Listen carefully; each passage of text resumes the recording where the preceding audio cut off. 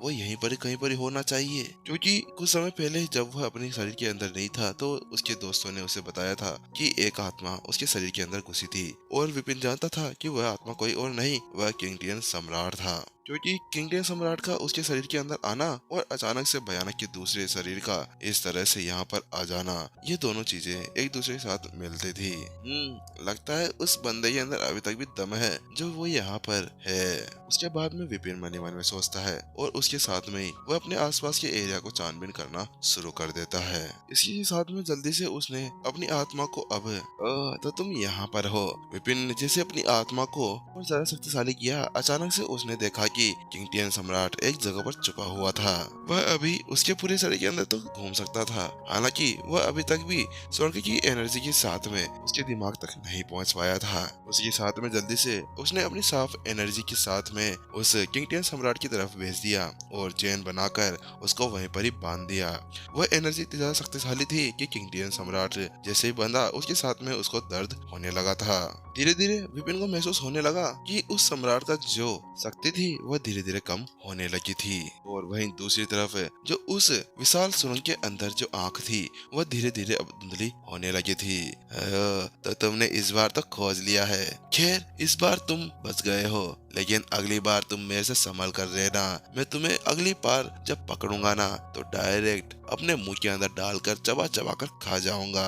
एक खतरनाक आवाज वहां से जाने से पहले गूंजने लगी और वो विपिन के कानों के अंदर चुभने लगी थी। और वह शब्द कहने के बाद में हु करते ही वह वहां से गायब हो जाती है। अगले ही पल विपिन वापस से उस अंडरग्राउंड हॉल के अंदर खड़ा हुआ मिलता है, क्योंकि वहां पर उसकी आत्मा को पूरी तरह से अपने कंट्रोल के अंदर कर उसको पूरी तरह से मदहोश कर दिया गया था। इसीलिए उसको सारी चीजें रियल लगने लगी थी। हालांकि वो तो अच्छा हुआ कि उसने सही समय पर एक सही निर्णय लेकर वहां से बच निकलने में अपना पूरा ध्यान लगा दिया था। विपिन ने अपने सीने के ऊपर हाथ रखा और एक राहत की सांस ली। वास्तव में आज तो मैं मरते मरते बचा हूँ। अरे आज एक सुप्रीम मास्टर टीचर जिंदा होने से पहले ही मर जाता।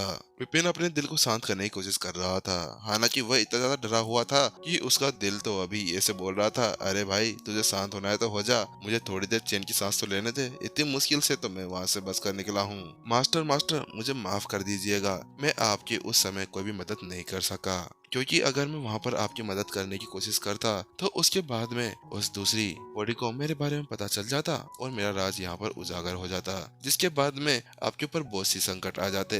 ऐसा हो सकता था कि सामने वाला मुझे पकड़ने के लिए आपके पीछे कई सारी चीजों को लगा दे। इसी वजह से मैं वहाँ पर कुछ भी नहीं कर पाया था।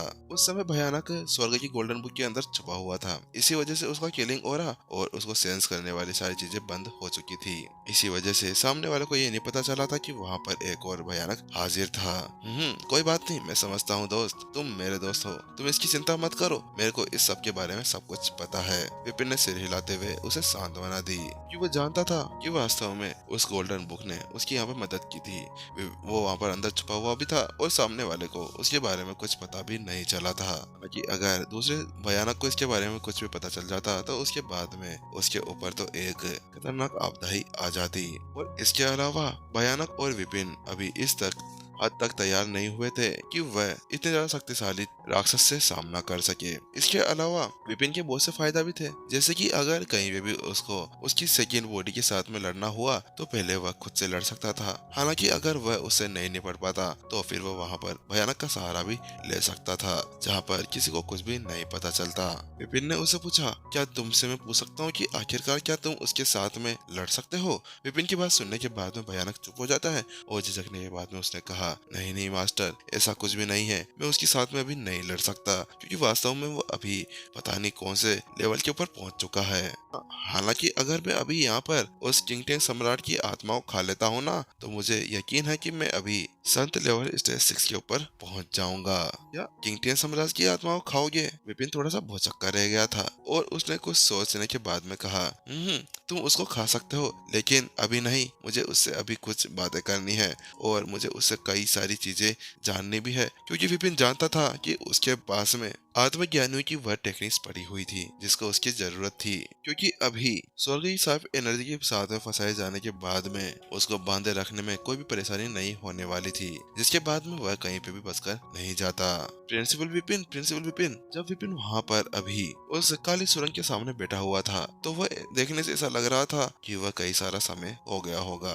हालांकि बाहर असलियत में तो केवल 10 सेकेंड ही हुए थे।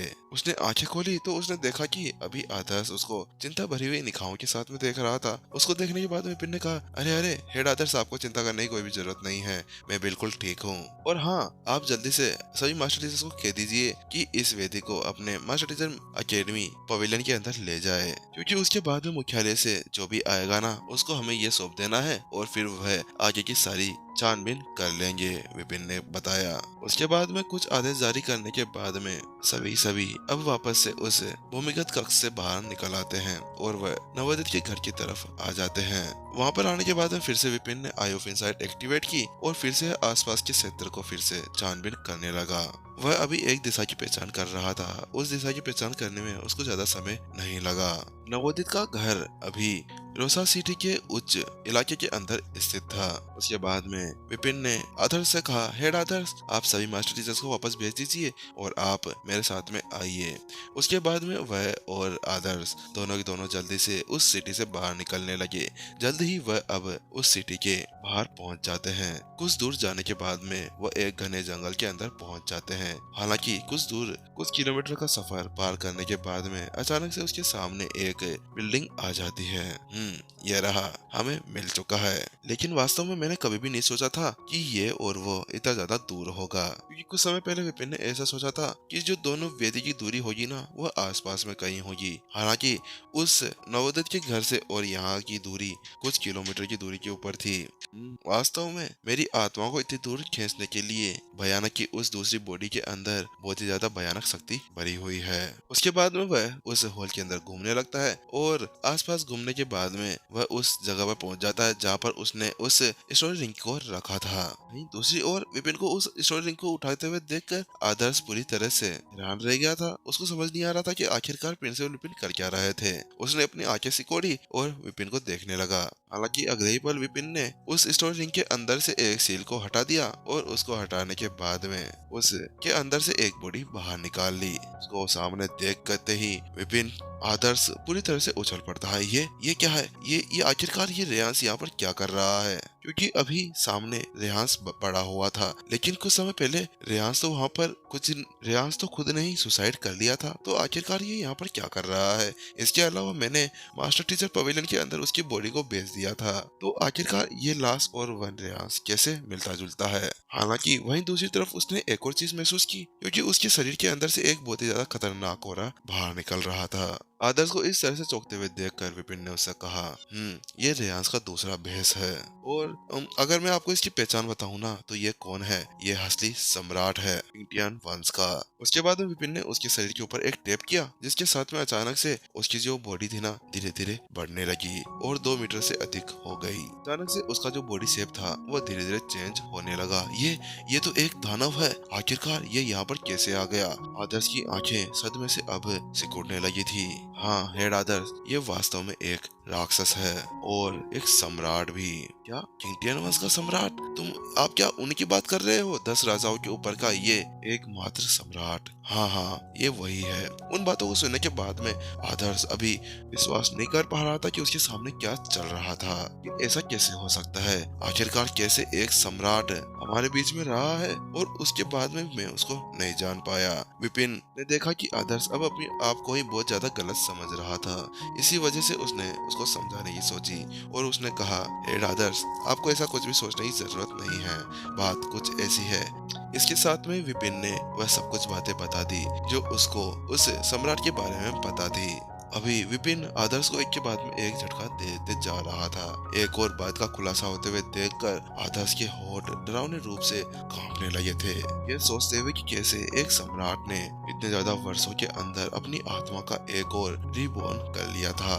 क्या वास्तव में ऐसा हो सकता है? लेकिन इसने वहाँ पर कितने सारे बच्चों की जान दी होगी। और इसके अलावा रेयांश हमारे बीच में इतने ज्यादा समय से था और हम सभी उसको नहीं पहचान पाए। और रेयांश इस तरह से हमारे बीच में रह सकता है। तो इसका मतलब क्या हुआ? इसका मतलब तो ये हुआ कि हमारे बीच में और भी ज्यादा ऐसे ही मास्टर टीचर छुपे हुए होंगे, अलौकिक राक्षस।